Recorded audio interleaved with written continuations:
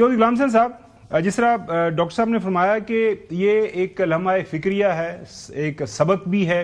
اور خاص طور پر ہمارے ریجن کے لیے کہ جتنی مرضی لمبی رات ہو جو ہے جرم کی، ایونچولی آپ کی اکاؤنٹیبلٹی ہوتی ہے، آپ کا احتساب ہوتا ہے، جو بھی آپ نے گناہ کیے ہیں اس کا سامنا آپ کو کرنا پڑتا ہے۔ اور جس طرح شیخ حسینہ واجد ایک موقع کے اوپر یہ سمجھا جاتا تھا کہ شی از دا آئرن لیڈی، اب شی از دا انٹچیبل، اب ان کے سامنے کوئی کھڑا ہی نہیں ہوگا، جس انداز سے وہ انتخابات کرواتی تھی وہ بھی آپ کے سامنے۔ چوہدری صاحب، اس واقعے کے اوپر آپ کی رائے لینا چاہ رہا ہوں چوہدری صاحب۔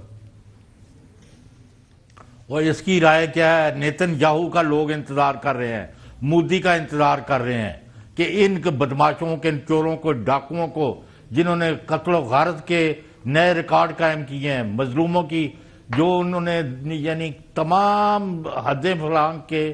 کئی 1 لاکھ کے قریب ادھر بندہ مار دیا، ہزاروں مودی نے مار دیے ہیں، ان کے گلے میں کب پھندا پڑنا ہے؟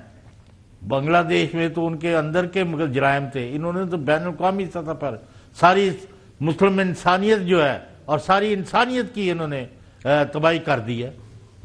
ہم تو اس دن کا انتظار کر رہے ہیں، جولیاں پھیلا پھیلا کے بددعائیں دے رہے ہیں لوگ کہ ان کو انجام تک پہنچایا جائے۔ حسن ایوب، بہت سارے لوگوں کا یہ خیال تھا کہ 71 کے بعد 2 قومی نظریے کی وفات ہو گئی اور پاکستان اور بنگلہ دیش اسلام کے نام پہ پہلے ایک ملک بنا اور اس کے بعد پھر ظاہر 71 کی ٹریجڈی ہوگی، لیکن ہم دیکھ رہے ہیں کہ جب سے یہ واقعہ ہوا ہے شیخ حسینہ واجد کا ملک سے بھاگی ہے، پاکستان بنگلہ دیش بے شک 2 مختلف ممالک ہیں، لیکن وہ قربتیں بڑھ رہی ہیں، تعلقات بڑھ رہے ہیں، ٹریڈ بڑھ رہی ہے، ہائیسٹ لیول کے اوپر ڈگنیٹیز کی ایک ڈار صاحب گئے ہیں، اس وقت مولانا فضل الرحمان گئے ہیں اور بڑا اچھا وارم ویلکم ہو رہا ہے۔ میں بھی بنگلہ دیش گیا ہوں، وہاں پر پہلے لوگوں کے جو ہے نا وہ ذہنوں کو انجیکٹ کیا گیا۔ حسینہ واجد صاحبہ ہی اس وقت جو ہے وہ پرائم منسٹر تھی، ایشیا کپ کا فائنل تھا۔ بارہ جی، میں تو کہوں گا کہ 1971 سے آج تک جو معصوموں کا خون ہوا ہے اس کا انصاف ہوا ہے۔ پہلی بات تو شیخ حسینہ واجد کو یہ سزا نہیں ہوئی، یہ بیسیکلی جو بھارت کی، انڈیا کی بنگلہ دیش کے اوپر ایک بالادستی تھی، یہ اس کو سزائے موت کی سزا سنائی گئی ہے، ایک بات۔ دوسری چیز یہ ہے کہ جی آپ یہ دیکھ لیں کہ الزام کیا ہے، 1400 افراد کے قتل کا الزام ہے کہ وہ مارے گئے، اور کیا کہا گیا جی؟ کہا گیا جی کہ ان کے اوپر جو ہے وہ آپ شوٹنگ کر دیں، اور یہ احکامات دیے شیخ حسینہ واجد نے، ان کے وزیر داخلہ نے۔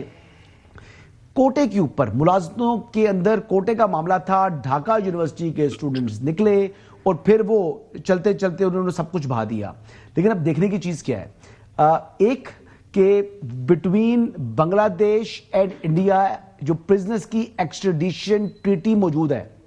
لیکن اس کے باوجود جو کہ ان کا اتنی بڑی پرزنر ہے حسینہ واجد جو وہاں سے یعنی فرار ہوئی ہے، مفرور ہوئی ہے، اس کو کس نے جو ہے سیاسی پناہ دی ہوئی ہے، کون ان کی میزبانی کر رہا ہے؟ انڈیا۔ اب کیا وہ اپنے ہی جو قوانین جو کہ ایک معاہدہ ہوا ہے بٹوین بنگلہ دیش اور انڈیا، کیا اس کے اوپر جو ہے وہ عمل درآمد کریں گے، یا اس معاملے کے اندر جو ہے وہ پھر جو ان کی آپسی جو تحریری معاہدہ ہے اس کو یہ پس پش ڈال دیں گے؟ کیونکہ یہ تو بطور پراکسی، انڈین پراکسی کام کر رہی تھی، کہاں پر؟ بنگلہ دیش کی پرائم منسٹر تھی۔